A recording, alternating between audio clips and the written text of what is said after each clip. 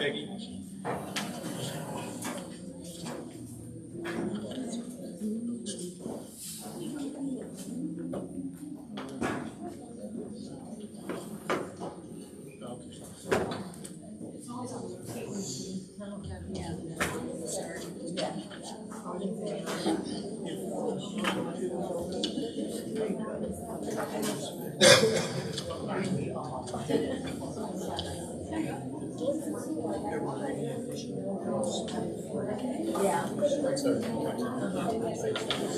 Oh, no.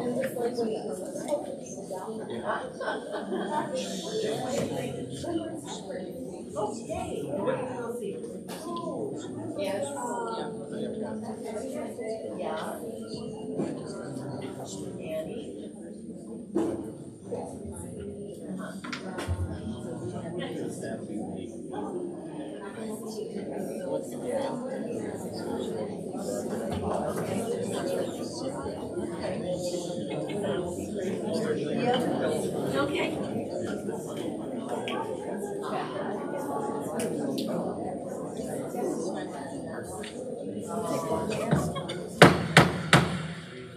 It's 5:30. I'm going to call this meeting to order. First up is roll call. And I believe Bonnie's present. I'm here. Peggy, John, Perry, Carol, and Bill is not here. So we have 6. We have more than a quorum. Are there any additions or deletions to the agenda? I would like to amend the agenda under new business, the audit presentation. I'd like to move that to just before public comments so that they don't have to be here for the whole meeting. I'll second that. So we're going to be moving the audit.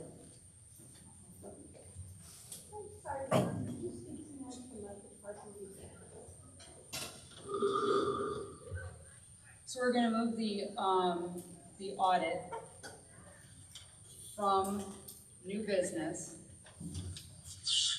to after the consent agenda approval. Correct. Okay, are there any more additions or deletions? I do want to add something. Under unfinished business, I just have some information I'd like to give to the board Regarding, proposed motion language for bylaw. Could you guys please speak up so the back of the room can hear? that's already under there, so when we get there, you can discuss it then. Okay, are there any other additions or deletions to the agenda? Okay, do I have a motion to approve the agenda with the change of the audit? So moved. Do I have a second? I'll second it. Any discussion? Seeing none, all those in favor say aye. Aye. All those opposed? Motion carried. Next, we have the consent agenda, which is the approval of the minutes of the April 17th regular meeting, the financial reports, assistant director report, and facilities report. Do I have a motion to accept the consent agenda? I'll make a motion. I'll second it. Is there any discussion? Seeing none, all those in favor say aye. Aye. All those opposed? Motion carried. Which brings us now to the Lapeer District Library audit. We have a presentation for the audit. Prepared? I'm Eric Ferguson with the Phoenix County, given for the audit for the year ending December 31, 2020.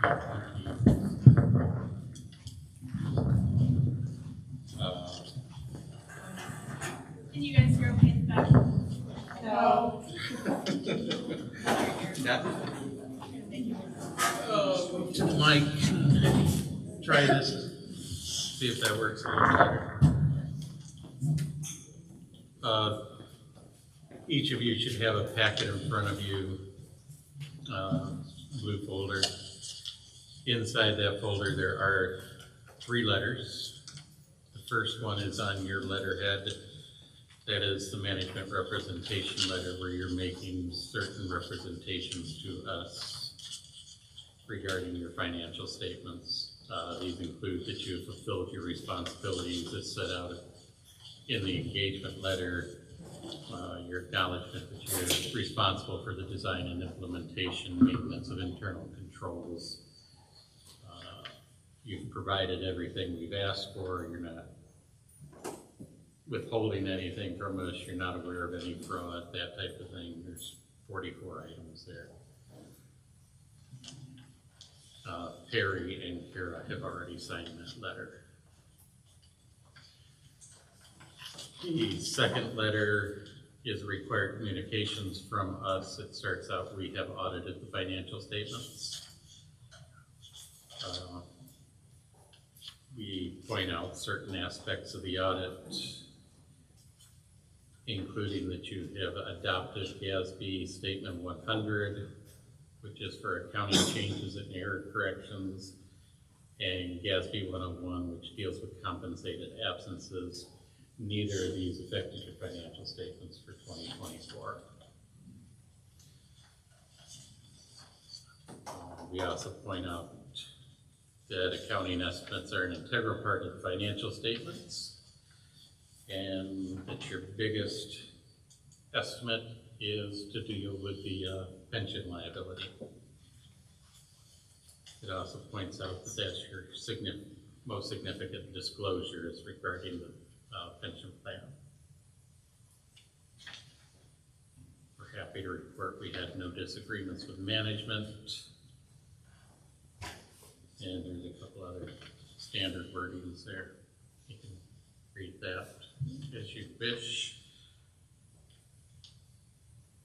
Third one starts out in planning and performing our audit.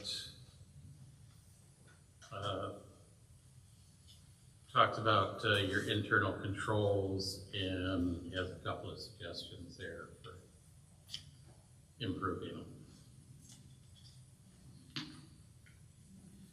With that, I'll move on to the financial statements. I'm going to spend most of my time in the front section of the book. We will go to Roman numeral 1. 1 through 3 are our audit report. The most important part of that report is the second paragraph on the first page of that report. It says, in our opinion, the financial statements referred to above present fairly in all material respects the respective financial position of the governmental activities and the general fund of Lapeer District Library as of December 31, 2024. It's an unmodified or clean opinion. We can't give you anything better than that. Now we'll go back to Roman numeral 5. This is part of the management's discussion and analysis. It contains a condensed version of the statement of financial position and the statement of net activities in comparative form. You can see at a glance there that your current assets increased by about $600,000. Your total assets increased by about $650,000 as well. So your total assets and deferred outflows of resources is $7.5 million at the end of 2024. That includes your buildings and certain items related to the pension. It also includes stuff like books and computers, stuff like that. You have current liabilities of $73,000 and non-current liabilities of $2.1 million. that is reflective of the property tax revenues that are deferred into 2025. The roughly 2.4 million under deferred inflows of resources is your pension, mostly due to your pension liability. So you have total liabilities of 4.6, leaving you with a net position of about $2.8 million at the end of 2024.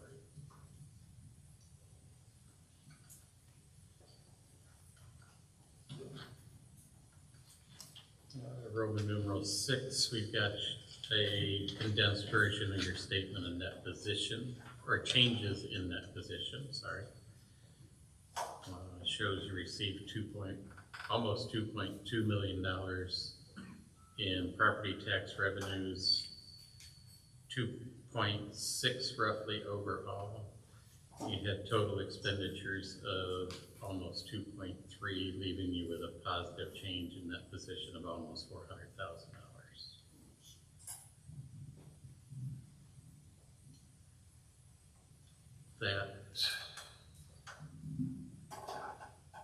The details of all that is further back in books. If anybody wants to look at it that any further, we can. Otherwise, that's what I have for you.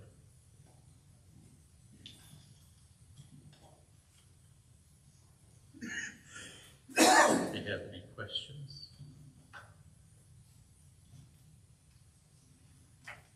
Do you guys have any questions? No.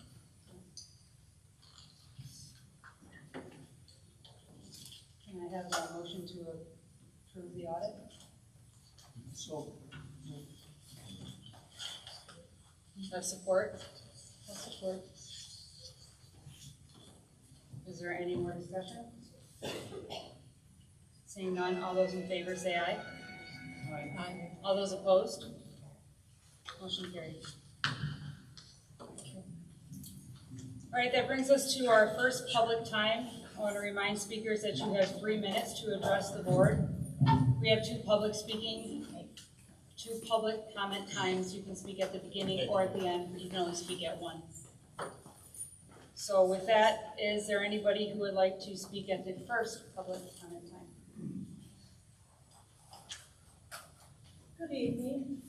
My name is Geraldine Carson, and I'm going to pray. Almighty Heavenly Father, for all who gather here, we're asking to open their eyes, their ears, their hearts, and their minds to your truth, as written in your word, Galatians 5, starting at verse 13. For you were called to freedom, brethren, only do not use your freedom as an opportunity for the flesh, but through love be servants of one another. For the whole law is fulfilled in one word. You shall love your neighbor as yourself. But if you bite and devour one another, take heed that you are not consumed by one another. But I ask, walk in the Spirit. Do not gratify the desires of the flesh, for the desires of the flesh are against the Spirit, and the desires of the Spirit are against the flesh. For these are opposed to each other, to prevent you from doing what you would. But if you are led by the Spirit, you are not under the law. Now the works of the flesh are plain: immorality, impurity, lasciviousness, idolatry, sorcery, strife, jealousy, anger, selflessness, dissension, party spirit, envy, drunkenness, carousing, and the like. I warn you, as I have warned you before, that those who do such things shall not inherit the kingdom of God. But the fruit of the Spirit is love, joy, peace, patience, kindness, goodness, faithfulness, gentleness, self-control. Against such is no law. And those who belong to Jesus Christ have crucified the flesh with its passions and desires. If we live by the Spirit, let us also walk by the Spirit. Let us have no self-conceit, no provoking of one another, no envy of one another. And I ask this in Jesus' name, amen. Thank you. Is there anybody else? At first, I was willing to give the new board members the benefit of the doubt, and I sincerely believe that they had good intentions and they were acting in the best interest of our community. However, it is now clear by the actions and the words of some of our board members that you are using fear-mongering, false narratives, and suppression of freedom of speech to force your narrow views on all of us. You took an oath to uphold the law, and you are clearly not doing so. You are not following the Constitution. You are not following the laws of our state regarding libraries. You should resign now. And since I asked this, but I didn't really get an answer, I'm going to ask Ms. Brotzke again to show me the pornography in this book. Fred gets dressed. You're welcome to read it. There's been a claim that this is pornographic, and I've asked Ms. Brotzke to show me where it's pornographic, because I brought the book. Point out the page, take it up to her. Point out the page right This is now. public comment. I'm sorry? She can address the board, but the board does not address her back. Oh, I'm sorry. Right. So I appreciate an answer when it's your time to speak. Think there's anybody else? Yes. My name is Julie Fernandez. I'm from Metamora. Seeing someone like yourself in books matters. Representation matters. It can be anything from your parents' divorce, financial hard times, color of your skin, sexual orientation, religious affiliation, or more. I want to share a story about a young Black girl. Her lifetime of reading and subsequent success was sparked by a library book. Not just any library book, but one titled Bright April by Marquardt DeAngelis. Written and illustrated in 1946, nearly 80 years ago, it tells the story of a Black girl and her family. It was the first children's book to address the divisive issue of racial prejudice. Our Marquardt DeAngelis was a pioneer. The young girl who read Bright April is Dr. Carla Hayden, the first Black woman to be the head librarian at the Library of Congress. Dr. Hayden said of the book, yeah, it was like, oh my gosh, this is me. She saw herself in a book. Because of that, she's had an incredible career working tirelessly to make our libraries better. She loved reading because of Bright April. And that is just one example of why it is so important for young people to read about experiences they're having, because it validates their existence simply by seeing themselves in a book. Somebody took the time, somebody cared. That person was our Marquardt DeAngelis. It's important to note that Dr. Hayden was unceremoniously removed from her 10-year position as head librarian at the Library of Congress once President Trump took office. Caroline Levitt, his press secretary, claimed it was due to Dr. Hayden allowing children to check out inappropriate books.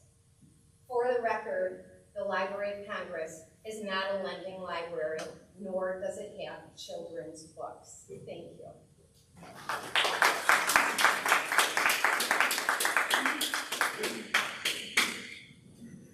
My name is Susan Boyd. I would like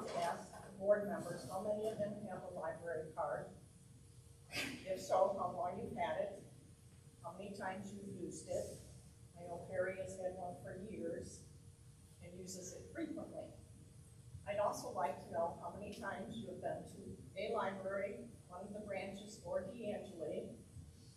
And I'd like to know if you have ever talked to a librarian, not talked to them, talked with them.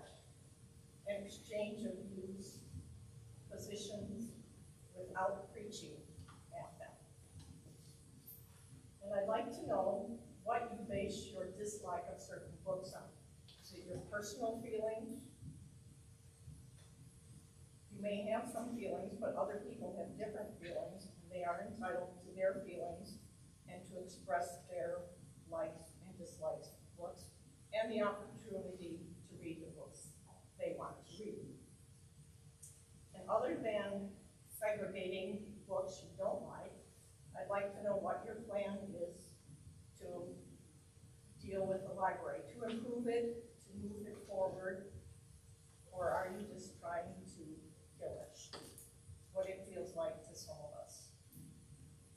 And do you believe a public library should serve all of the public or just the public that supports your point of view?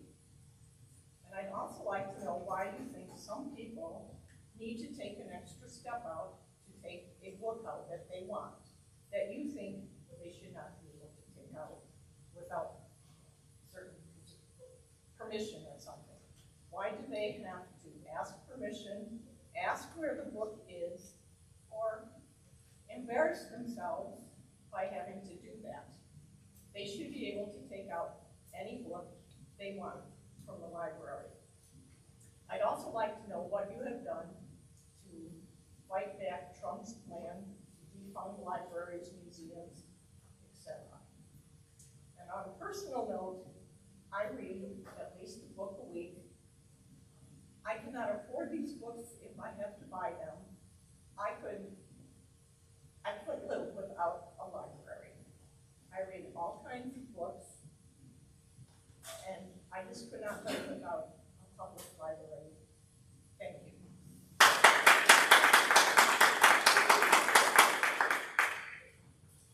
Cheryl Mavis, Marquardt, and we've been asked to read Mary Powell's resignation letter to not just the board, but to people here. As an aside, I want Ms. Brotzke to pay special attention to this letter. From Mary Powell. I want to express my deepest gratitude for the opportunity to be part of the Lapeer District Library for the past 6 years. I will always cherish the support, guidance, and camaraderie I've experienced here. Writing this letter is difficult, as I never anticipated having to do so. I felt so happy here that I had once envisioned a future retiring at DeAngelis. It is important to me that you know how much I appreciate and admire the incredible team we have. I couldn't have asked for a better group of librarians to serve alongside with, and I am genuinely honored to have been part of the library's lasting positive impact on the community. One of the greatest joys during my time here has been witnessing the warmth and connection the library fosters among families as they grow. I will forever treasure the memories I've created with our patrons and the meaningful role I played in fostering an inclusive and enriching environment for them.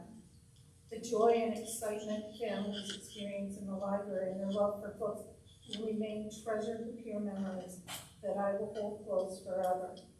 As much as I have cherished my time here, it has been deeply troubling for me to witness poor treatment of our director, Amy Churchill, director, Danielle Brigatti, and attorney, Ann Surman.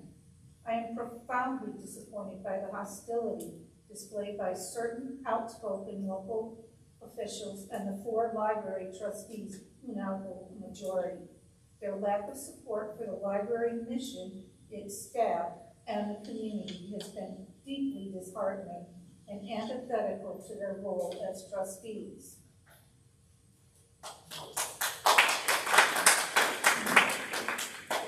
Jason Griffith. One newly appointed Mary Powell's resignation letter. One newly appointed board member with whom I have been in contact for the past 3 years, has repeatedly interrogated me and my coworkers in person about the presence of books like Uncle Bobby's Wedding and Fred Gets Dressed, as well as materials on puberty, simply because they do not personally approve of them.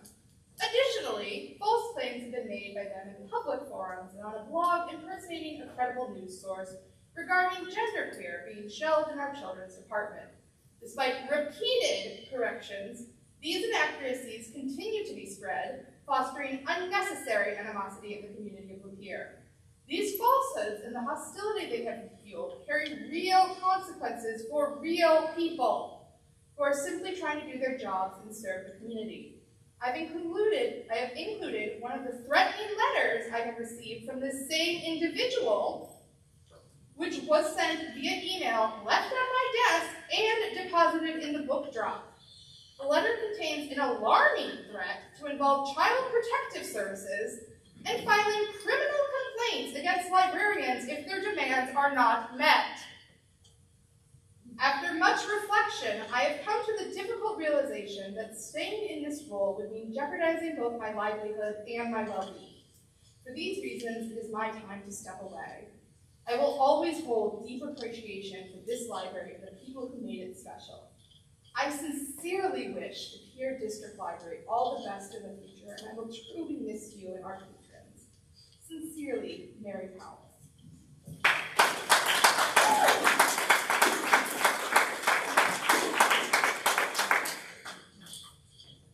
Good evening. My name is Kaylee, and I was raised in Lapeer with my 2 brothers. We all graduated from Lapeer West High School, proudly so. My parents used to bring me to the DeAngelis library when I was a kid, and I have fond memories of story time and wandering through the aisles perusing books. It's here where my love of libraries began, and I continue to be a loyal patron of my local public library. I know we're all here to talk about books, but first, I'd like to talk about guns. Unfortunately, this community isn't unfamiliar with shooting deaths. A few years ago, a Lapeer student was shot and killed in Marquardt Township. 2 more events, the shootings of Arthur Cohn and Andrea Adler, will always remain in my memory. This past February, I read a news headline titled, "Gun Found in 2nd Lapeer County School This Week." Here we have evidence that guns disrupt and even end lives in Lapeer, directly affecting children and families. Given the claims some board members have made about books harming children, I became curious about gun-related book content available to Lapeer youth. Through the Lapeer Library's online catalog, I found book titles such as Machine Gun Manual and American Gun, the true story of the AR-15. The fact that these books have not drawn the attention of our library board gives me pause. Again, it is evident that firearms cause not only fear, but death in Lapeer County, yet we still allow these books to remain available, where hypothetically, any child can access them. I wonder, should we keep track of anyone under the age of 18 who checks out one of these books? Should we restrict them so that anyone who wants to check them out first has to ask the library staff? If the true goal of this board is to protect our children, why do we have a machine gun manual at the library? These thoughts bring me to my main question for the library board trustees. Are the shooting deaths in Lapeer County caused by books about guns at our library? I want to ask that again. Are the shooting deaths in Lapeer County caused by books about guns at our library?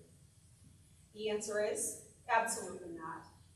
If they were, we would be having a debate right now about whether or not to restrict the book, Guns, Conceal, and Carry.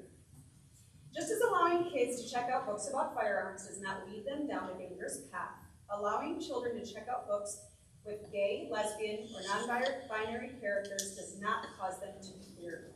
To claim that books about guns directly harm children simply isn't true. To claim that books that talk about sex harm children simply isn't true. To claim that queer books at this library harm children simply isn't true. So, what's really the issue? Sorry, your time's up. I'd like a real answer to that question. Anybody else from the public like to speak? from Marquardt. When I left off last time, I was talking about ethics, and I was talking about the Kohlmans and their connection to the Lapeer County Tribune, which disappeared mysteriously the week of that meeting. And I was talking about this picture that was in Bridge, Michigan, which was cropped and used on the Lapeer County Tribune several times over. But, which is another ethics issue, but the main thing is, was someone on this board profiting from creating controversy here and then putting it on a website, advertising their business within these articles about the library board and this controversy. And so I sent in 5 questions. I sent them to Kari Kohlman because I had heard that Kari Kohlman was sort of acting as a library director. That's just something I had heard, so I sent them to her knowing she could get them somewhere. But my 5 questions were treated as a FOIA. They were treated as a FOIA, even though it wasn't a FOIA. I know how to write a FOIA. I know how to indicate something's a FOIA. They weren't a FOIA. Well, my 4th question was, are there any rules or guidelines of conduct given to board members, particularly relating to ethics, the release of contact information and meeting packets? If so, I would like a copy of any written policies. And because this was treated like a FOIA, I got a letter directly from Mr. Denney, an email, saying, no, there are no such things. No such things. But in fact, there are, because I got a copy. It is called the Lapeer District Library Board of Trustees Internal Rules of Conduct.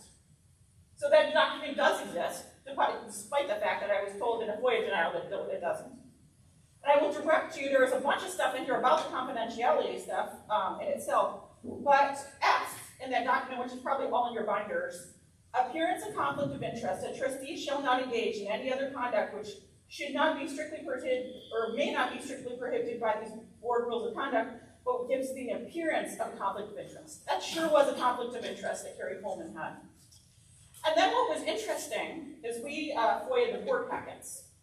And part of the board packets was a whole bunch of legal fees from Mr. Denney. The legal fees have just gone way up as compared to Foster Swift, who are specialists in library law. Mr. Denney is not, as to my knowledge, a specialist in library law, so he's probably got to do a ton of research. But gosh, dealing with these FOIAs, which would be 5 minutes for a library director, especially one of them in here that totaled over $100 in costs to handle, it was just one document I was asking for that was probably sitting on somebody's hard drive. But there was one that was treated like a FOIA, even though it wasn't a FOIA. This was hundreds of dollars. It's hard to tell because some things were grouped. So gosh, you guys are really fiscal responsibility. You get rid of the library director, things start to cost more. You get rid of the qualified library attorney who was considered top in the state. And now we've got all these costs. Really interesting. And now we're flooding the zone. Thank you. Thank you.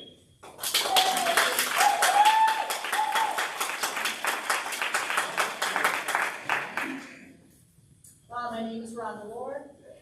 As we all know, this board majority wants to impose its religious ideology on all of the Lapeer County library users.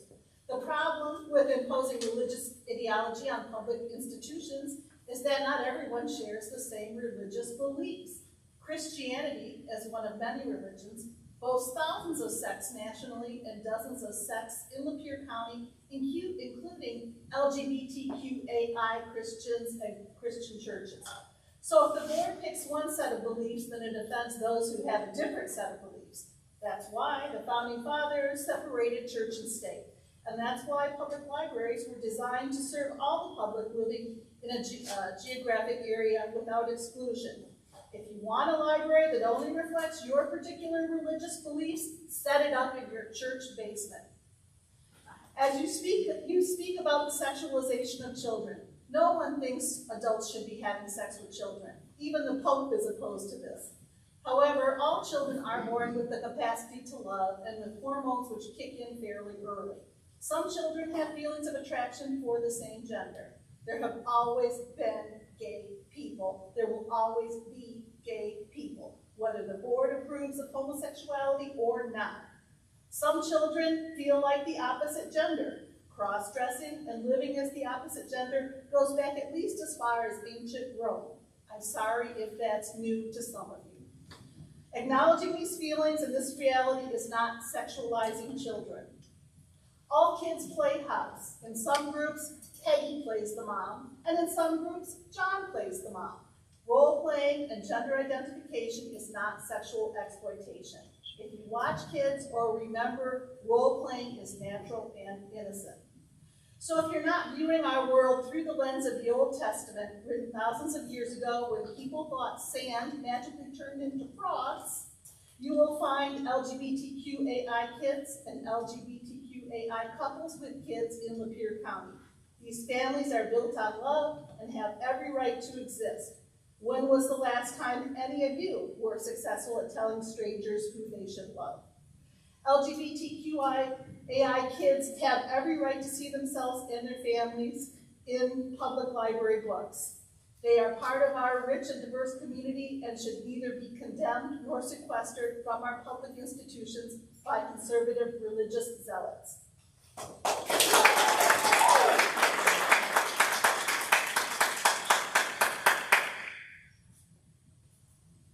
I have watched the shenanigans of this board. I've watched people try to sneak through votes when it was agreed that vote would be taken after people had time to evaluate information. I've watched a 10-minute discussion on somebody getting their per diem for being here, which I have no problem with. If you're entitled to it, fine. That should have been a 5-minute discussion after hours. Fill out the paperwork, we'll see you get paid. Everybody is screaming that they want these books out of the library because of their Christian beliefs. Because people are forcing and trying to put their agenda forward. Well, what are the Christians doing but putting forth their agenda? These people will hide behind it, and there's no reason for it. This is getting ridiculous, folks. What you better realize is our forefathers, some of them established libraries for the benefit of the public. That's forefathers. Go back to the library and get a book. We don't need some foreskin deciding what we can and can't read. Yes, I said foreskin. And remember this, you don't have to have one to be one.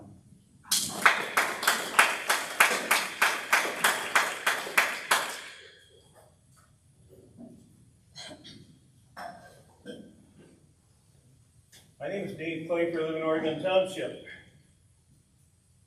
I've been watching what's been going on for some time. I just got back from Florida and listening to some of the other library boards across the country. One thing, when our government was formed in Congress, what did they do when they first held a meeting? They said the Pledge of Allegiance to the flag. This committee of board members has not done that, nor have they done any prayer, unlike Congress to this day has prayer before their meetings. And here we are just squabbling about Pledge of Allegiance and prayer that's been in our history from the beginning. That's all I have to say.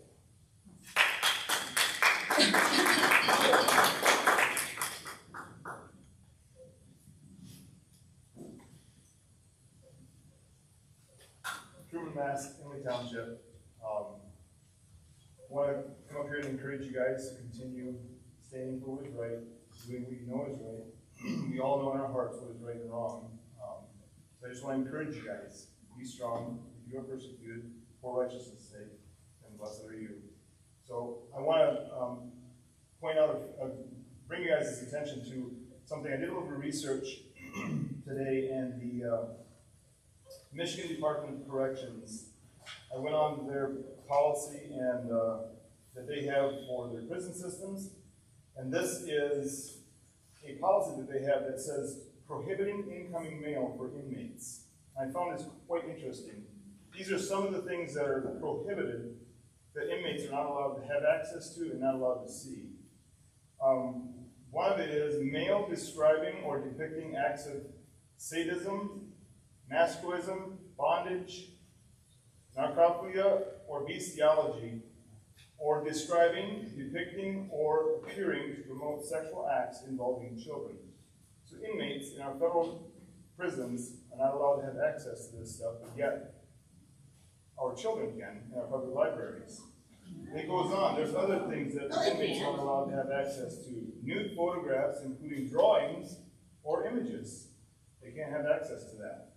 Photographs, including drawings and images depicting actual or simulated sexual acts by one or more persons. These include photographs in the publication sent directly from the publisher or a vendor authorized by the facility. So even if the facility authorizes a vendor or a publication to bring literature to them, they still can't send that type of literature to the inmates. I found that very interesting. Why is it that our prison system won't allow this stuff? Inmates have access to this stuff, but yet we want to have our children have access to this stuff. Another thing, the 5th District Federal Court just had an interesting ruling on a library issue. It's down for time. No, it's not. He has 2 minutes, and you just took away some of his time, and I'll give it back to you. Thank you. The 5th District Court, Federal District Court, had a case involving Lino County, Texas, where this exact issue went all the way to the 5th District Court. And they actually ruled that you cannot keep libraries from removing books in any way, shape, or form. It does not fall under the First Amendment. They said, we consider whether someone may challenge a public library's removal of books as violating the free speech clause. It says, patrons of a county library in Texas sued the librarian and other officials alleging they removed 17 books because of their treatment of racial and sexual themes. The district court ruled that defendants abridged plaintiff's right to receive information under the free speech clause and ordered books returned to the shelves. On appeal, a divided panel of our court affirmed in part, we grant and back rehearing. We now reverse the preliminary injunction and render judgment dismissing the free speech claims. We do so for 2 separate reasons. I will finish at the next public time. You only get 1 public time. Oh, you have just 1? Okay. Yeah. Well, anyways, the court ruled that you're Time is up. Get away.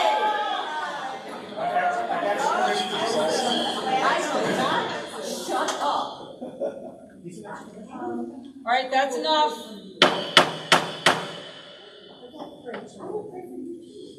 Is there anybody else from the public who would like to speak? Okay, with that, we'll close public comment time, the first one, which brings us to board reports. Treasurer, bills to be paid for May and June. Kari? I'm going to make 2 motions. There'll be 2 motions. I have to report for the months of May and June.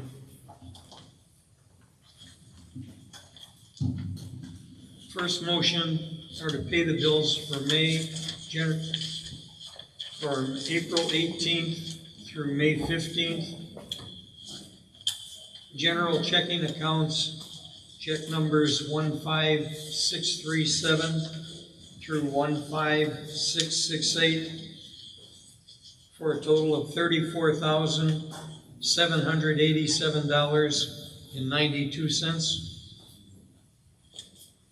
General checking online bill, check numbers GC 4431 through 4462 for a total of $15,330.43 for a total general checking of $50,118.35.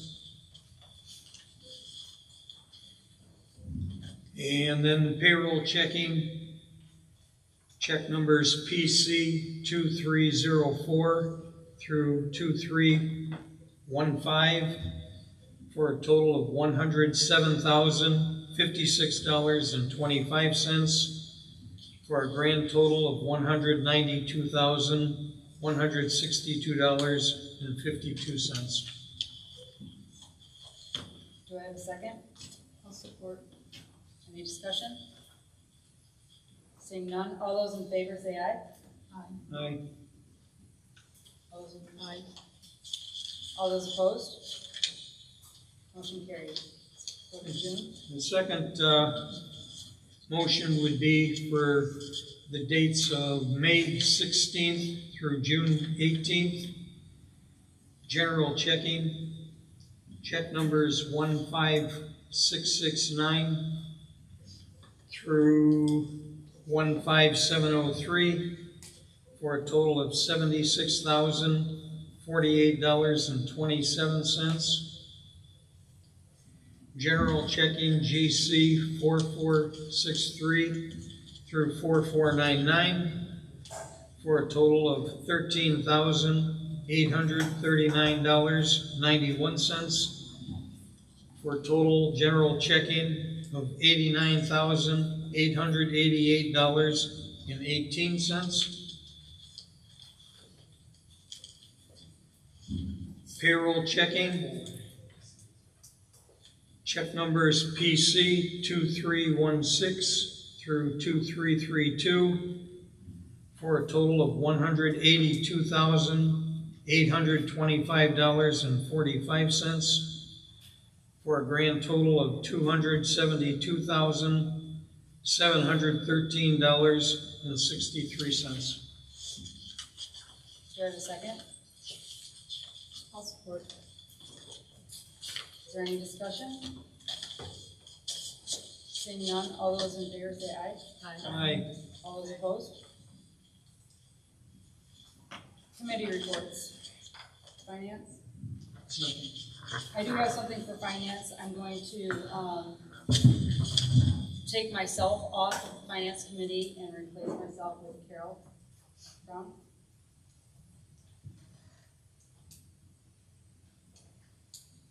So can I have a motion for that?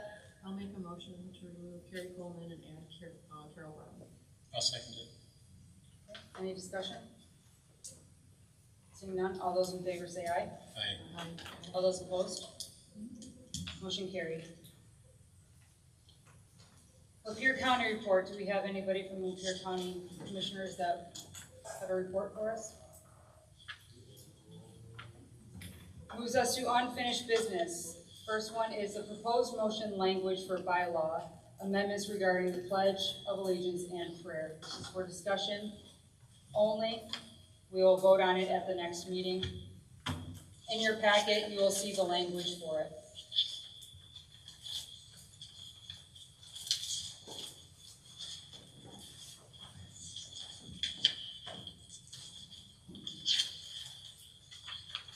Is there any discussion? That's for the allegiance and prayer. Here it is. I couldn't find it.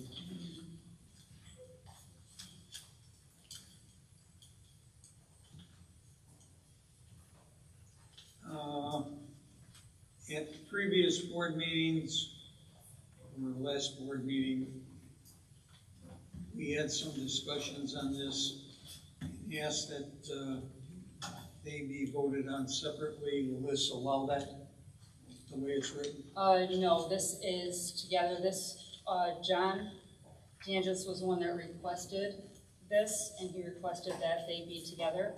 If the board, if you prefer, you can make a motion to separate them, and we can vote on that as a board. The way this is written, they got bylaw amendment 2025-1 and 2025-2. Yes, and it's all in the same motion. I would like to make a motion that they be voted on as separate items. Do I have a second? I'll second it. Okay, is there any discussion? Seeing none, we'll do a roll call vote. John? No. Are you, okay, Peggy? No. Carol? No. Please reread the motion. Do you want me to read the whole motion? Yes, what are we voting on? It was in your packet. Read it, please. Are we talking about the motion he made or the proposed amendment? The motion that I made was that amendment 2025-1 and a motion 2025-2 be voted on as separate items, which would agree with what we agreed upon at a previous meeting, that they would be separate items to be voted on. So we're doing a roll call vote. Bonnie, are you a yes or a no for that? No. Motion failed, it'll go forward as on the same, or is it, yeah. Okay, moves us to policy F. I have more discussion in regards to We the gave pledge. time for discussion. You made a motion and then you said, And then I said, is there discussion? I didn't hear that. I'm sorry. okay, I'll do it later then. No, we can discuss it.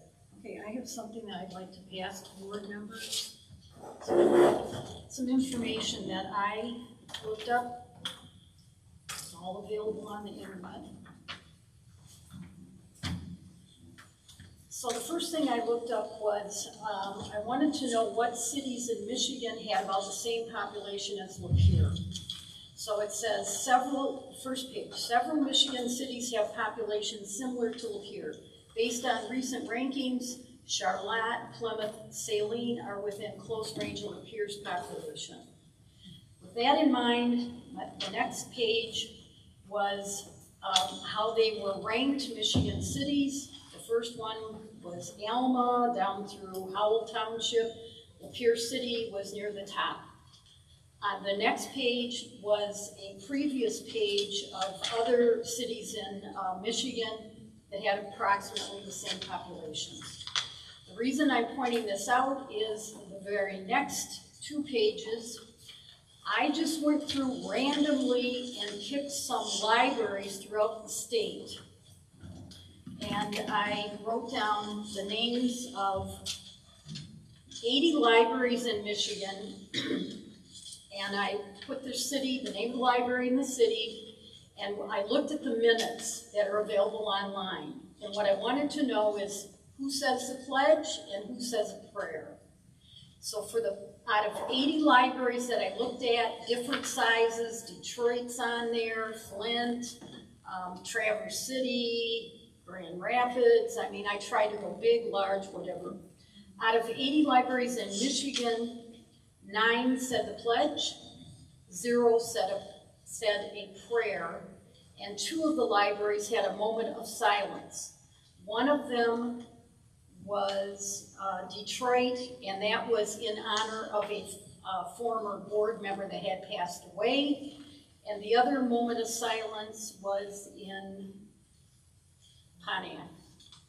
It didn't list a reason, it just had that at the beginning of the minutes.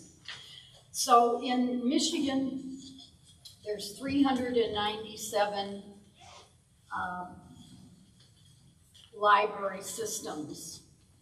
So I did 80 libraries, that's about 20% of the libraries in Michigan. So I just wanted to compare. I wanted people in the audience to be aware. I wanted our board members to be aware of what is going on right now in the state. I can look them all up if somebody wants me to, but I think that it's important that all viewpoints be given for this discussion. Thank you. Thank you. Is there any more discussion in regards to the pledge and prayer bylaw amendment? I have a biggest problem with the prayer. If you think that the prayer is going to help do anything with the library, I think you're totally nuts. All you have to do is look at Congress and the federal government. They say their prayer before every meeting, and they are a total dysfunctional board of Congress. I don't feel that prayer needs to be put into our library system. I'll leave it at that. Any more discussion? Point of orders to the floor. Will you hear me?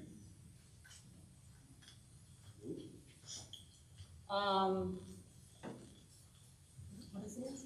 Point of order. It's not public time, sorry. Policy F, proposed motion to change the language. We were striking out disruptive, discourteous, belligerent, impertinent, disparaging or other civil, and we're changing that policy to the library board encourages free and complete public dialogue on library board issues within the bounds of civil discourse. Speakers may not breach the peace of the meeting. No person shall engage in physically threatening behavior. The board chair may limit or end the comments of any person who engages in this conduct. So do I have a motion to? I would like to say something about civil discourse, because some people might not know what that is, so I looked it up. I was one of those people. Yeah. Let's put a motion on the table. Second, then we'll open for discussion. Oh. I'll make that motion. So a motion to accept the changes for policy F Yes. was made by John, support. I'll second. Peggy seconds. Okay, now discussion. Okay, civil discourse, practice of discussing public matters in a respectful and constructive manner aimed at expanding knowledge and promoting understanding, engaging with different opinions while maintaining mutual respect and openness. Just wanted to make that clear. Is there any more discussion? Okay, we'll do a roll call vote. John? Yes. Peggy? Yes. Carol? Yes. Bonnie? Yes. And Perry? Yeah. Motion carried.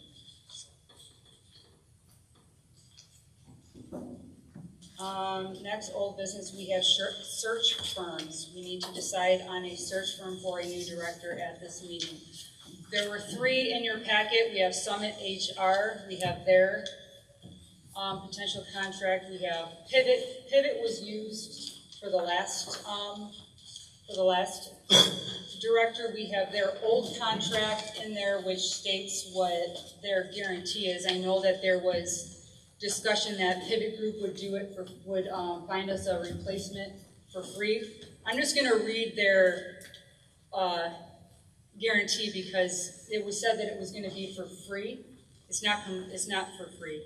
Upon appointment of a candidate, Pivot Group provides the following guarantee. Should the selected and appointed candidate, at the request of the client or the employee's own determination, leave the employment of the client within the first 12 months of appointment, we will, if desired, conduct 1 additional recruitment, meaning they'll only provide us with 1 candidate. Billing the client for the cost of expenses and announcements only. This request must be made within 3 months of the employee's departure.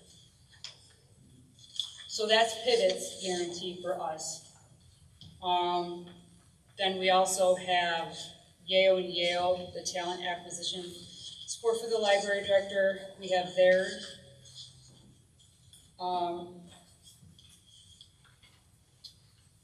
contract that they've proposed to us.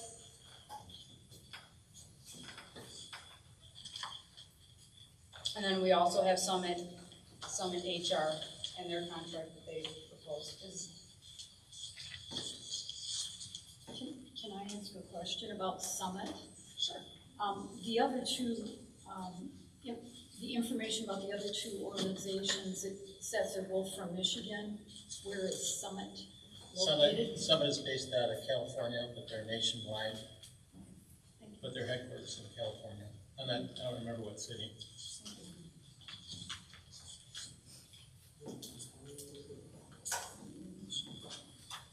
I'd like to make a motion. Before you make a motion, on the Pivot, the way I read it is they will conduct 1 additional recruitment.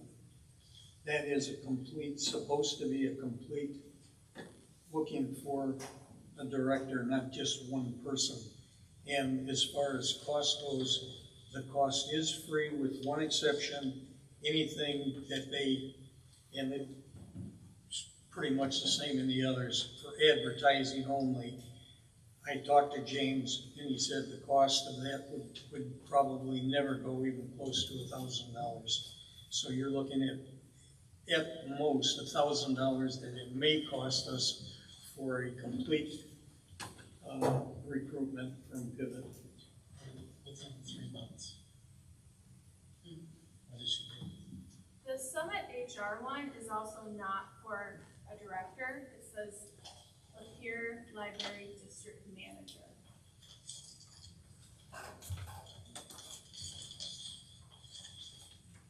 It's on the second page at the very top.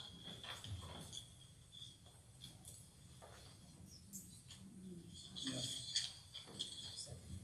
They also didn't give us much information on their company as far as what they've done, who would be doing it. I talked to them, it was probably 3 months ago since I talked to them, and I explained that we're looking for a director. Asked them if they've ever done that. They have, they do mostly municipal appointments. And they do a lot of work in Michigan. They're, like I said, they're based out of California. That's all I remember. I don't even remember the rep's name at the moment, to be honest with you. It would have been nice if they would have put it in their paperwork. Yeah.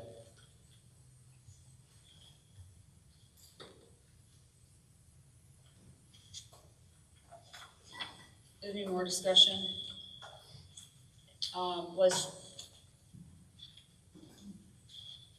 Do we have any cost analysis from both of these other And organizations? they show their cost in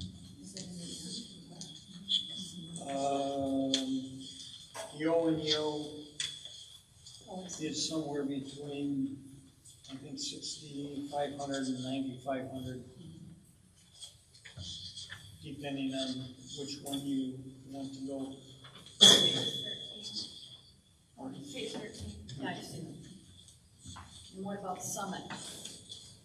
They're 6,500. Well, Summits is, it says that it's 20% of the total. But What is that? 20% of total salary for any other executive position hired. That's 20% for other executive positions hired, so I think frankly, that ought to be struck out of there, which is, I don't, it's ambiguous about we're gonna use them for something else, we're only using them if you chose them for this particular person. the pivot would be probably a maximum of $1,000. Actually, it's past the 3 months, so. Pardon? It's past the 3 months. But the first page of the pivot one does say, we provide a 1-year placement guarantee. For if any reason the chosen candidate does not work out during the first year on the job, we will redo the search at no cost to the library. And I talked to James and they're ready to start. Okay. Any more discussion?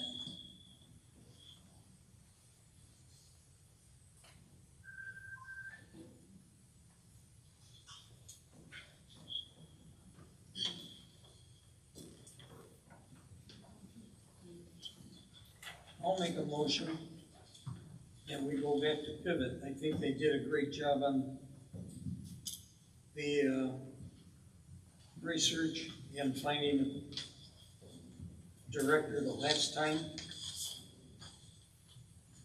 And it's not their fault that she only lasted 7 months.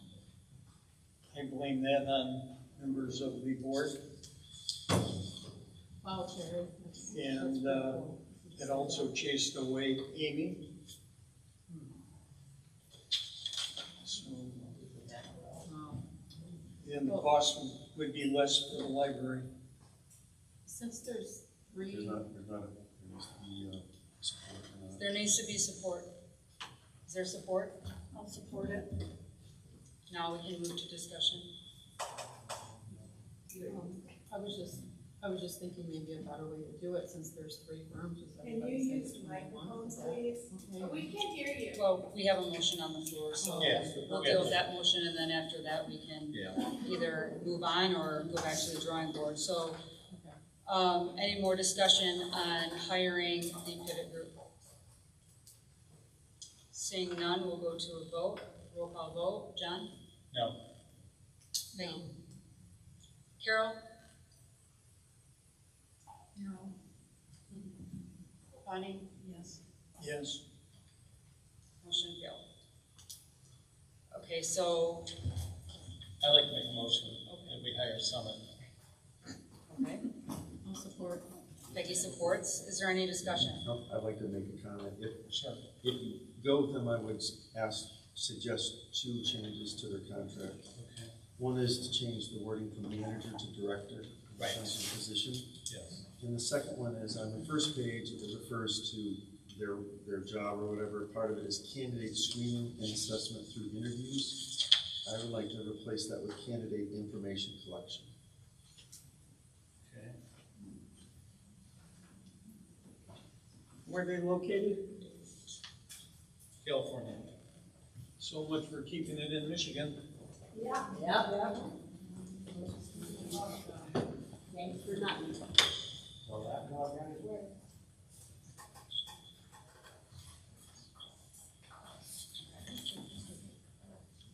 Is there any more discussion? We need to amend the motion if you're going to have those changes. Okay, you want to amend your motion? I'd like to amend those motions with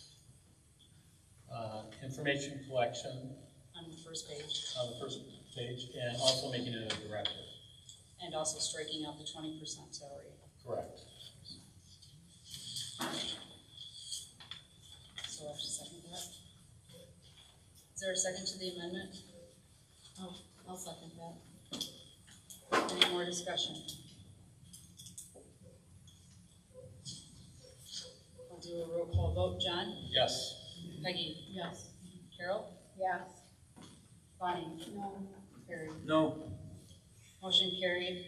We will be hiring the Summit HR with the corrections to their agreement. Putting yourself down as a yes.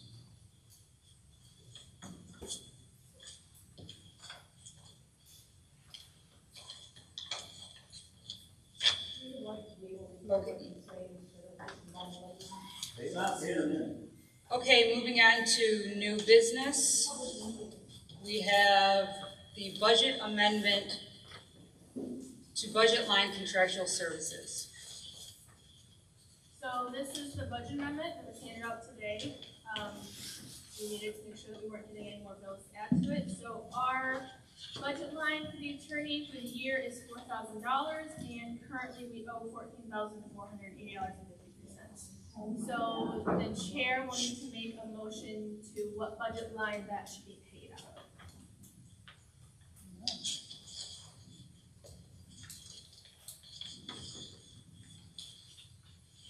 Well, seeing as on the audit, we have quite a lot left over. Right, we just need to know what budget line to move it from. Well, what line was Foster Swift coming from? They had their own. The attorney line, yep. Well, which one do you have the most left over out of? Oh, well, that's not how the budget works. So the budget, like the 2025 budget, is not left over yet because it hasn't ended. So you need to move something from budget line in 2025 to the attorney budget line. So we did do the budget. I mean, I can go back and look and see what has the most in it right now, but that won't be until that's for all of 2025. So we'll also need to know how much to move to it, because like I said, it's completely depleted right now. So it's $4,000 a year, and we currently owe $14,480.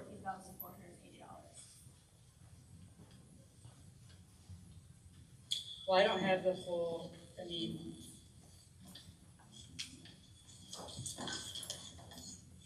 Oh, yeah, it is highlighted on here, the LDL contracted attorney, so that's under contractual services. So 12 months, $400 a month, $4,000 a year.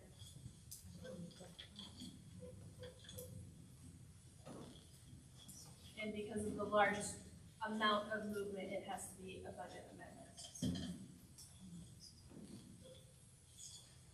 Well, I don't have is the full budget. It would be this. This one? Your June budget. For June? Yeah.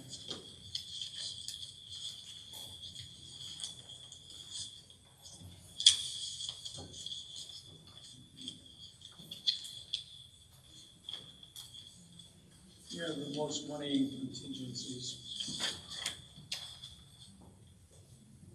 You You said contingencies, Perry? You got 305,000 in contingencies. Well, then I would move it out of contingencies. So how much needs to be moved?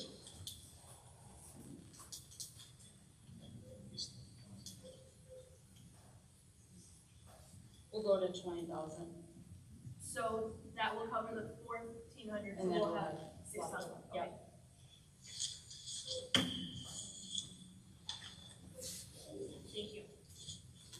That requires action, so do I have a motion to move 20,000 from contingencies into the attorney?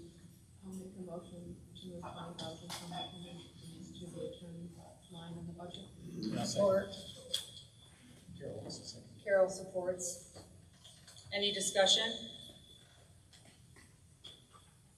All those in favor say aye. Aye. Those opposed? Motion carried.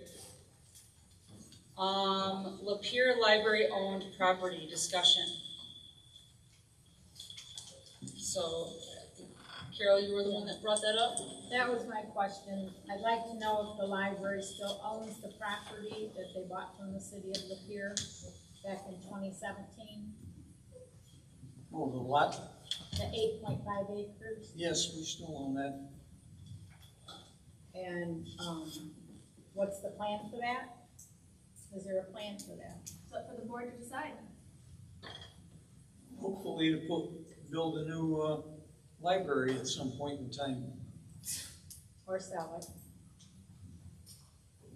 I don't know what the agreement was.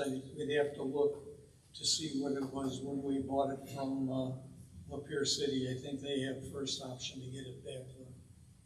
Okay, and my second question for that is there a map for that? Yeah. Okay. Be a So, legal description. yeah, if I come to the office, Kara, can I get a copy of that, please? Okay, so I I'm can telling, email it to you too if you want. pardon? I can email it to you too if you want. Okay, that would be fine. Is there any more discussion? Well, since you're emailing it to Carol, can you email it to me or the full board? Full board would be good. I just am curious why you want to get rid of it. Well, If we were to decide to build at some point in the future, 5 years, 10 years, 15 years down the road, you've already got property, who knows what the cost of property will be in that extended period of time. So I'm just Well, curious. I didn't say we would sell it. No, I said just that's wondered an why you option. would. And one thing we keep hearing is cuts coming down from the federal government on libraries, so in case we need to.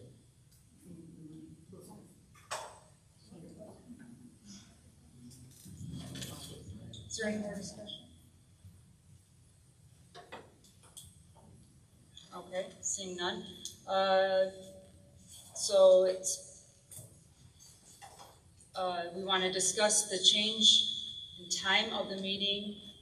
I'm gonna add these two together because they kind of go together. Discussion to change time of meeting to 5 o'clock and then the financial meeting to 4 o'clock.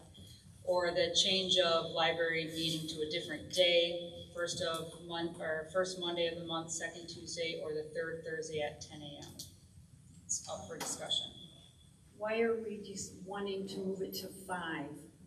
I have a meeting right after this one and I'm always late to it. So if we start a half an hour earlier, maybe I can make it on time. It's only half an hour. And you already changed the finance meeting to 4 instead of 4:30. I'm just thinking if people in the public that maybe work, 5:30 would be a better time if the public want to sit in on a meeting. A lot of people in the public work in afternoons too, and some boards they do an alternate morning and evening just to open it up to more people, but yeah. We used to have meetings, I believe they were at 11 o'clock on Thursdays in the morning. And we changed it to 5:30 when we were going for the bond proposals, if my memory is correct, so that the general public would have an opportunity to come to the meetings, because no one ever came in the morning hours. So even thinking about 10 o'clock in the morning to me would be crazy. You gotta keep it in the evening. Well, I've been talking to the American Legion about renting their place, especially for the winter time. I mean, they even have heat there. It's really great. When it rains, it doesn't leak. It's incredible, that place. And it's cheaper, it's $100 a month. And unfortunately, in our time spot, they have the Young Marines every single Thursday for the whole year. So that's why we're looking at different times, different dates, and all that. And one of the dates available was 10 a.m. on their Thursdays. We're still going to keep it on Thursday. You know, they had that spot open. I'm not sure if they had just other people were throwing dates out, like the first Monday and the second Tuesday, and I don't know about that, but I am kind of anxious to get out of here. What are we paying here? $100. What? $100 No, a month. He just said 160. Aren't you paying 160 for this place? 100. Okay. Thank you. It was for me. They brought it down? And we have paid for the full year. I have other meetings on the first Monday and the second Tuesday. I don't on the third Thursday.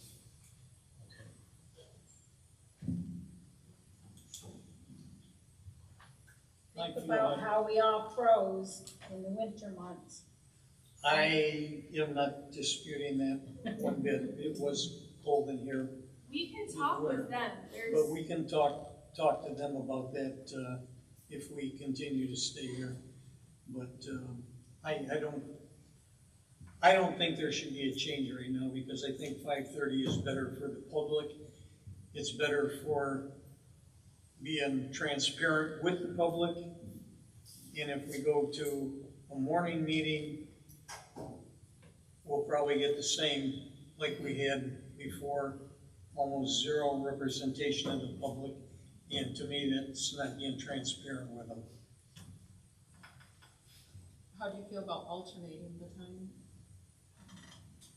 Because there are What do you some mean people by that alternating can't the make time? meetings. A lot of people have. Like, for example, Kids have Peggy's to- Township has a morning one week, and do they have how many a month? Just one month. One a month, and they alternate them, so people work afternoons can go. And On the people have opposite after one. school, they have kids that are in after school activities. There's a lot of things that keep people away in the evenings. I don't know. I Just a think thought. that gets confusing for everybody. I don't know if we'd be able to have it here at 10 a.m. either. I'm sorry, what? I don't know if we'd be able to have it here at 10 a.m. So you have it I at two was different hoping to get out of locations. here myself. And that's what brought all this up, is the Young Marines were every Thursday at 5:30, at 5 o'clock actually, so we couldn't get it then. So that's when we started looking at different dates, different times. Maybe we could look at another place besides the American Legion, if it's difficult.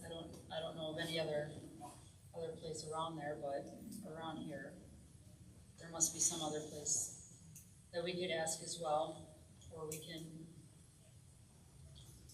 Yes, it is. No, I don't.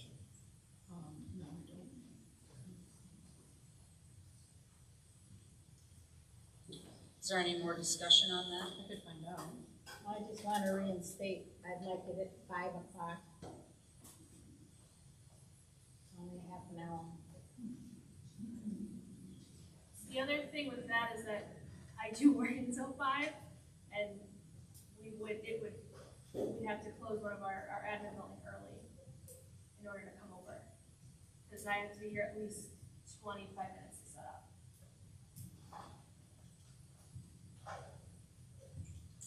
So that's a public building, just like all of our branches. I think we should just do more discussion next month. Maybe everybody can try to find a different place in Lapeer that would be Yeah, one why don't we to- just table to it do that. for a month and see whatever the dates are available. Then we know Mr. Denney, the days that are bad for him.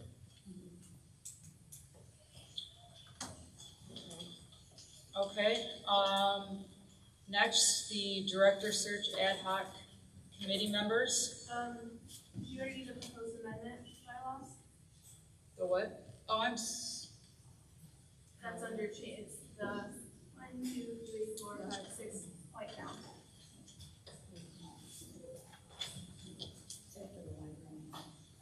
Oh, I see it. Sorry.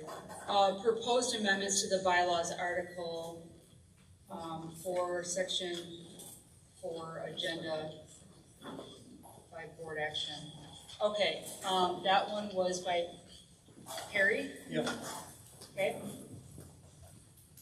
So this would be discussion, and then this would have to be voted on at the next meeting. So is there any discussion on what he has proposed? Section 6.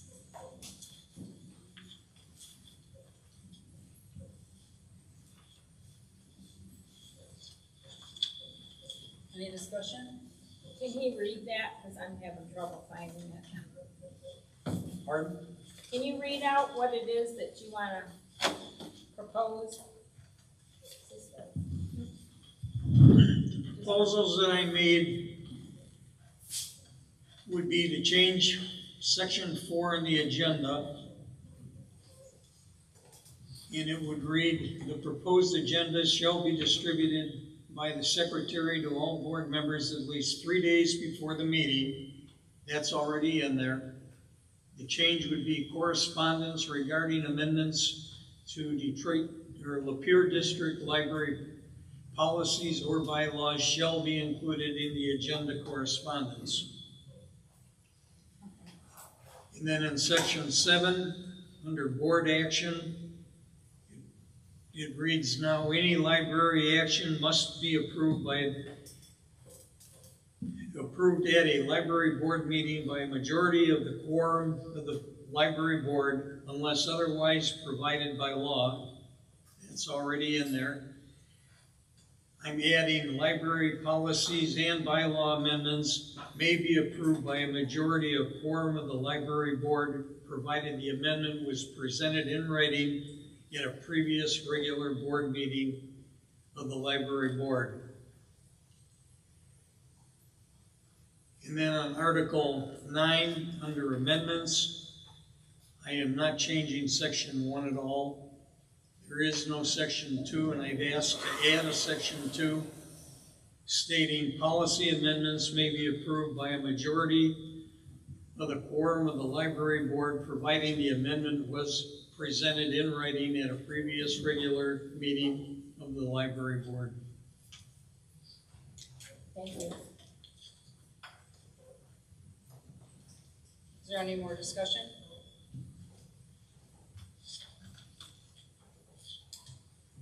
Okay, I'm forming the Director Search Ad Hoc Committee. And on that committee, we're gonna put John DeAngelis, Peggy Brotzke, Carol Brown. I did ask at the last meeting if any other board members had any interest in being on these boards, and I didn't receive anything except from these three, and then also John Van Wagner from the public. So do I have a motion for this ad hoc committee for the director search? So moved. I'll second. Okay, any discussion? Who was the fourth person? John Van Wagner? He's on the school board. Okay, any more discussion? A question, looking at last month's minutes, when did you ask about anybody else that might want to be? I did say that I was going to be forming them, and if anybody had any interest. If it wasn't in the meeting minutes, then it wasn't recorded. It wasn't at the April meeting, it was at the March meeting. It was at the March meeting? And Bonnie wasn't Okay, here I at the wasn't March here. meeting. I'd She like to didn't be know on the that. committee personally. Okay. I didn't know, so Yeah, I she thought wasn't we at talked the about it. Well, this is a proposed motion for these four. or this is what I'm proposing Right, is these that's a four. motion. Is there How a many motion? have to be in the committee? 3. 3? Is there a maximum amount? It can't go over 3 because it would be considered a quorum. And it's only four, Three board, there's four board. four board Four board members, so it members, can so- be any other Yeah, so that's what she's saying, that person, she, just not another board member. Okay. So is there a motion to form this ad hoc committee? I'll make a motion. On that ad hoc committee? I'll second it. Any more discussion? All those in favor say aye. Aye. All those opposed? Opposed? No. Motion carried. Next is gonna be for an ad hoc committee for the bylaws and policies. Those need to be reviewed, make sure that our policies, we've already found one discrepancy and had to change policy on. So I'd like to form this committee just so that they can go through our policies and our bylaws to make sure that we're obeying the, Michigan Constitution as well as the US Constitution. So on that board, Peggy Brotzke, Carol Brown, John DeAngelis, Kelly Bales, and Bill Hamilton. Who was the last one? I'm sorry. Bill Hamilton. And how are we supposed to get on that committee? It was the same. Pardon? In March, I had asked for people that wanted to be on it. A little late, sorry. Wasn't I mean, here. they are on the other committees, so could we let at least Perry or Bonnie be on that committee? I've already made these ones, so Okay. if one of the other ones are willing to give up their spot, then that would be up to them. Name the committee again. If John or Peggy or Carol, would you want to give up your spot? No. What are the, who are the people on there again? Peggy, Carol, John, Kelly Bales, and Bill Hamilton. Okay. Motion? I'll make a motion to form the ad hoc committee as stated by you. Peggy Brotzke, Carol Brown, John DeAngelis, Kelly Bales, and Bill Hamilton. Support? Support. Any discussion? All those in favor say aye. Aye. All those opposed? Opposed? Motion carried. Staff reports, director report, we don't have one. Assistant director for technical services. Any questions? Anybody have any questions?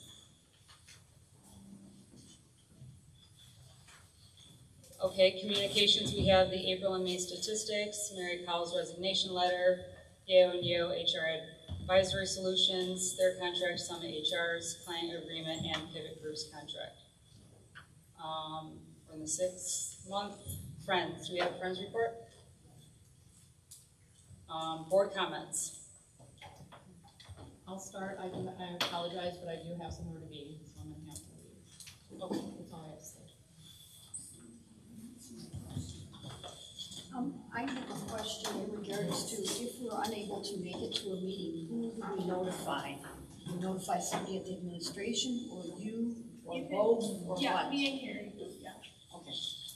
Because that was never told to me, so. thank you.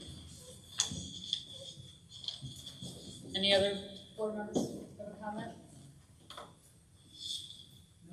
I'd like to comment on the Child Advocacy Center that. So use the microphone, please, so we can hear you. I'd like to comment on the Child Advocacy Center that some of us went to. It was very interesting, very informative. Out of all the 7 members, I think there was only 2 board members that went. But it was very good. 3? Sorry, John.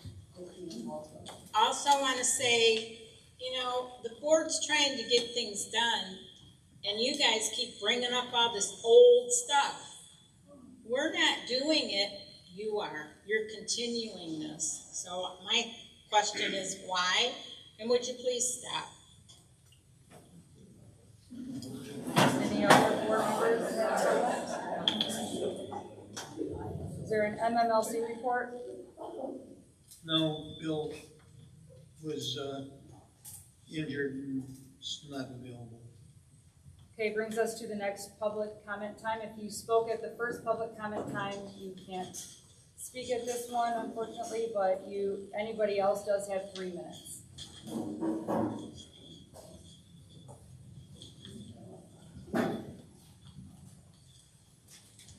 My name is Shirley Tomzak from Dryden Township, and I'm going to read an article on diversity written by Paul Aleo. If you want to know more about him, you can Google him.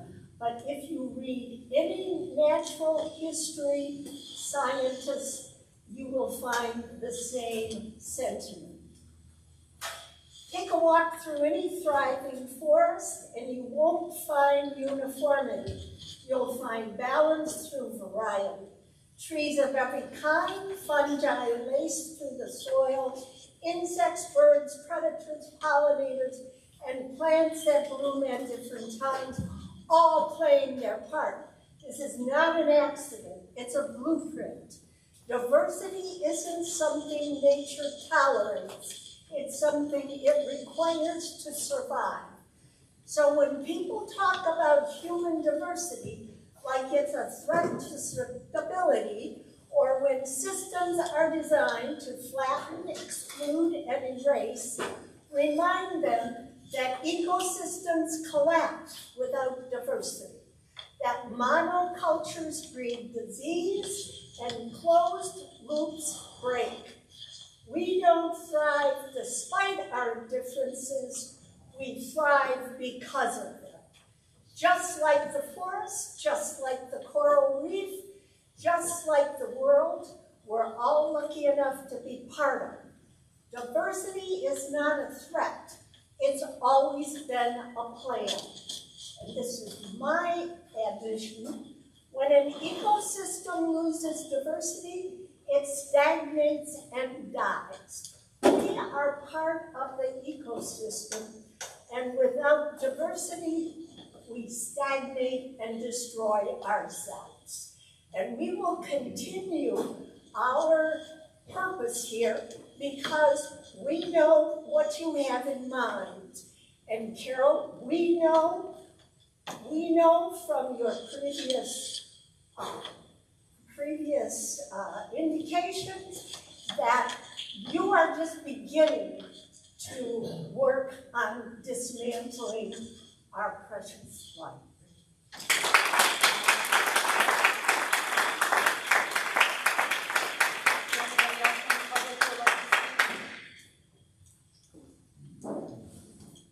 Good evening, Brian Cloutier, president of the district, and yes, I'm a librarian. Mr. Valle, Ms. Lawrence, let them crash this train. They're doing a fine job on their own. You don't need to be part of it. Obviously, you don't want you part of it. Not to mention, if they had kept an attorney that actually was experienced in library law, you probably would have saved about $4,000 on this last bill. I can't understand why we are paying a lawyer to school himself on library law when we have the highest respected library law attorney in the state. Wait a minute, it's because she told you what you needed to hear, not what you wanted to hear. This is crazy.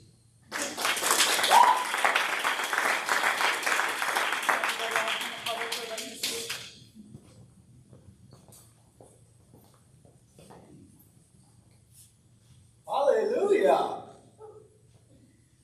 Thank you, guys. I'm so appreciative of you. Keep it up.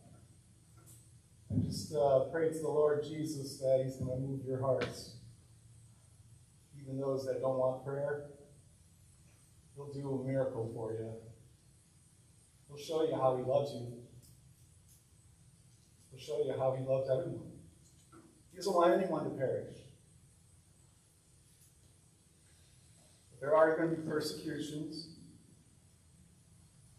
It's not going to be easy. But you do have a public backing. So, you're not alone. I just praise Jesus Christ today. Because I see guys and girls that want to learn, they want to cooperate, they want to seek social justice. They want to bring peace and comfort to their society and their communities. great job doing it. I'm not worried at all. Not anxious for anything. So thank you. Thank you for being up there. Thank you for taking it. Thank you for getting beat down. You're going to get lifted up.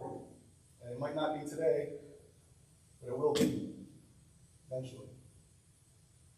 I just pray that if you don't want prayer, if you don't want to seek the Lord today or in a little while, that He'll touch your heart eventually. He'll get you before you pass on and redeem us all. Amen? Thank you. Is there anybody else from the public who would like to speak?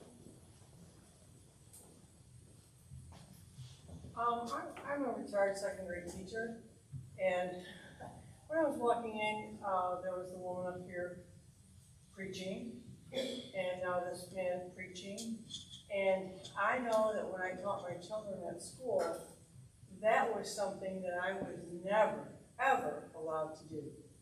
I was never allowed to give my opinions to them because their parents were the ones that were supposed to do that.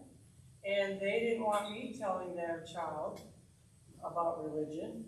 And I listen here and I think about the separation of church and state, and I think, what is our purpose here? Our purpose is to get work done with the library. This discussion about church and state here is just, it's like a smokescreen to what's really happening here, in my opinion.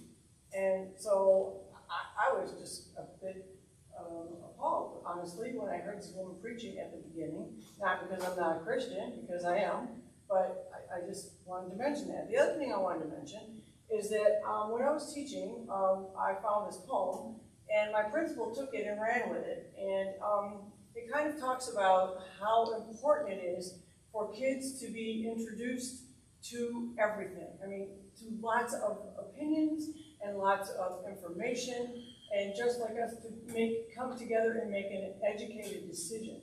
And so would it be all right if I passed this poem? It's not long, and I'll read it, pass it, and gave you each one of these?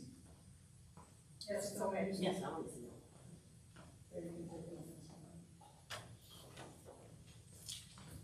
Anyways, I thought this is a great summation of what we really want our kids to do with our library. And so I'll read it. The more you read, the more you know. The more you know, the smarter you grow. The smarter you grow, the stronger your voice when speaking your mind and making your choice. And you cannot make a good choice if you are not given the information that is out there. And by limiting what people want to read is basically limiting their ability to gain information. I realize that you want to protect children, and believe me, I understand that because I had them under my wing my whole career. But what the purpose here is about power and control. And it's not anyone else's business what I read, and it's not anyone else's business what these children read, but their parents.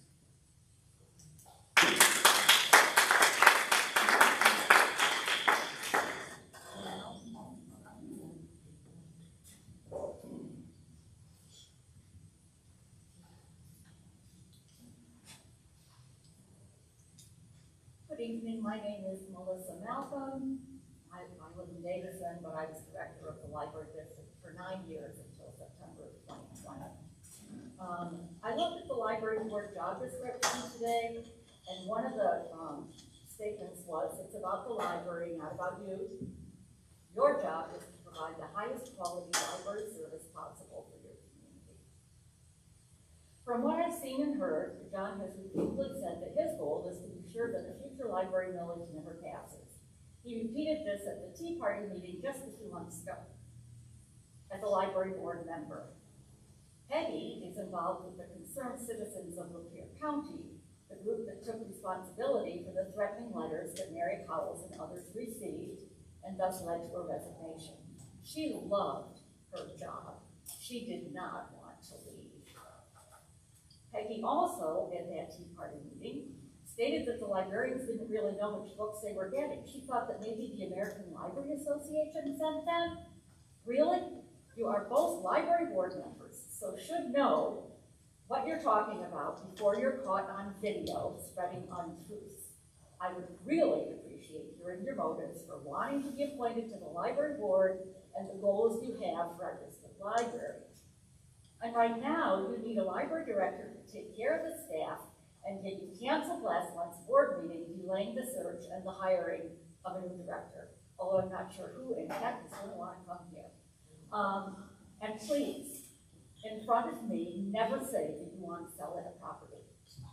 It took tons of work for the board and me to look for it, to make our charts about which was the best spot. And frankly, there aren't a lot of empty places in Lapeer for a new library, and eventually there will be one. If we had a library, a new one, we wouldn't need to be in this ridiculous hall because we'd have a meeting room that was big enough to take care of. The other thing I would like to say is that one of the reasons also that I wanted a later board meeting at 5:30 or later was that we don't have young people with children sitting up here right now on the board because they're working or whatever. It's much more important for us to represent the demographics of our community, and that means young people who may be working and can only come at night. And the last thing I want to say is that the policy discrepancy with the public time, I believe, was correct when it was originally placed on the website. It was changed by Amy because you all know what she was dealing with when she came to a board meeting. I would like to say that all of the policies, I'm pretty sure, were written by Ann Soren, who is a library attorney and knows exactly what she's doing. So you may be wasting time and money to try to go through and change them again. Thank you.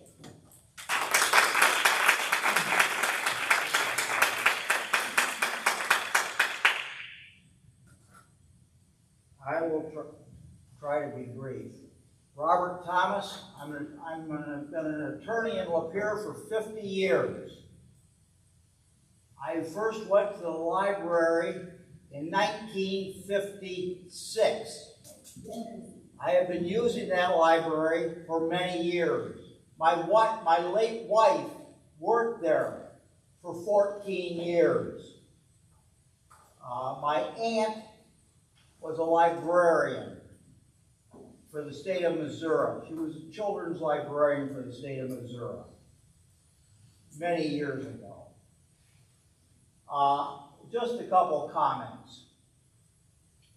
It should be noted that Mr. Mass is not a resident of the district, of the Lapeer Library District.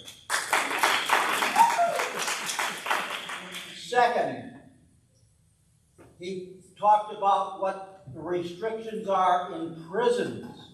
Remember, everybody that's in prison is a convicted felon. None of us are convicted. We have all our rights. And lastly, if you have prayer, and I am a devoted Christian, both my grandfathers were ordained ministers. Are we talking about Christian prayer? Are we talking about Islamic prayer? Are we talking about Jewish prayer? Are we talking about Sikh prayer? All those are represented in Congress. Are we just talking about conservative Christian prayer? The bishop of the Protestant Episcopal Church was basically slammed by the president because she dared to pray for Christians. That is all I have to say.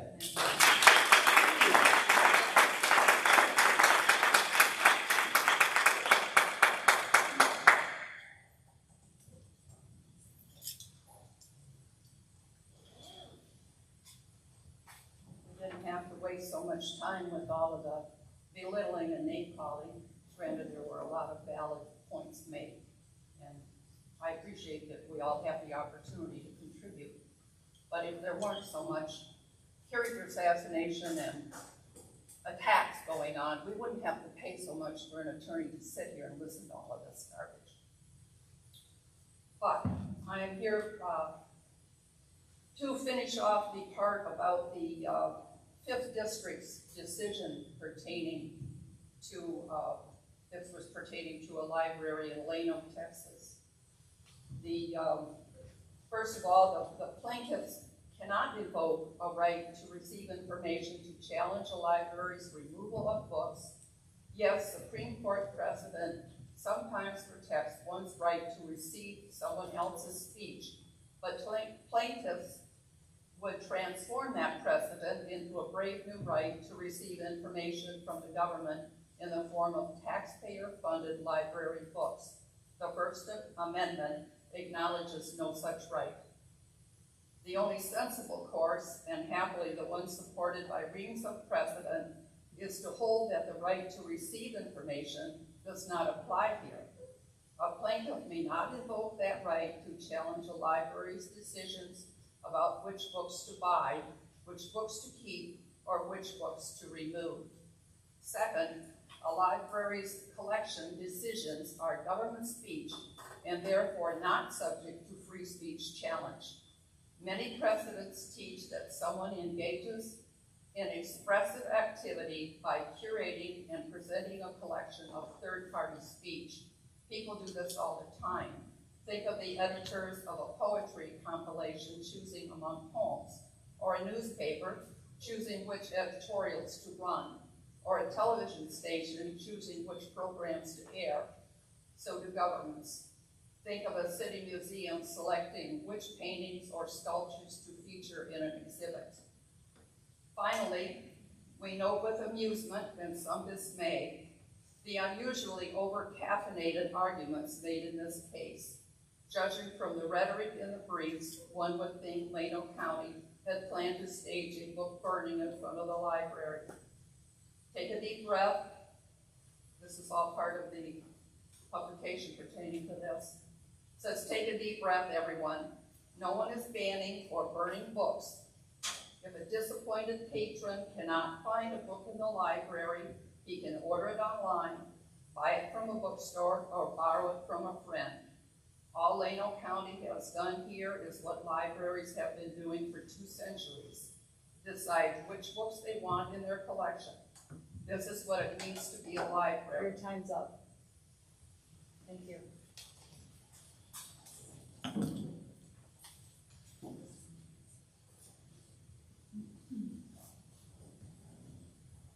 Susan Huff, I live in Lapeer County and in the library district. Access to a public library is one of the essential ways Americans have to exercise their First Amendment right to information. And library board members have a duty to protect that right within the library they oversee. In their service as trustees, their duty is not to themselves, not to their religion, not to their political ideologies, not to the community at large, but to the First Amendment and to protecting our public libraries. So, how does saying a ritual pledge composed by a socialist salesman as part of a marketing scheme to sell flags and magazine subscriptions protect our library? How does praying loudly in public, like a Pharisee, by an individual board member who shouldn't be acting unilaterally for a library that doesn't have a religion, protect our library? How does changing the meeting time to make it more difficult for citizens to exercise their right to attend an open public meeting when the person who needs that time changed actively sought this position and knew what time the meeting occurs? How does that protect our library? How does replacing the library's specialized lawyer with a generalist who has to research every question, billing the library for learning what the previous lawyer already knew, and more than tripling the annual budget for legal costs in the first half of the year, protect our library? John, I hope you're enjoying that. The ideologues on this board are either incompetent or they have an agenda that puts their personal ideologies ahead of protecting our public library. They're creating a hostile environment for our library professionals and threatening the library's ability to hire and retain top-notch staff. They're writing their own fiction, crafting stories about dangers in our library. Stories filled with inaccuracies and missing information, but loaded with sensationalized sexual outrage about explicit illicit content and librarian rumors intended to divide the community. And Carol, if you're wondering why we're still saying these things, look at the Foster Swift memo that was written for this board. Look at the bill from your attorney and look at the itemized details on what he's been researching. Whether it's a culture war agenda or its incompetence is going to become apparent very quickly in the next few months as we watch this board. In the meantime, keep the Gospel of Matthew 7:15 in your mind. Beware of false prophets, which come to you in sheep's clothing, but inwardly they are ravening wolves.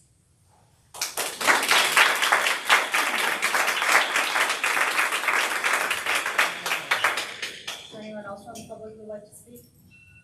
Okay, I'll close public time. Meeting, or I need a motion. I'll make that motion. Okay, discussion.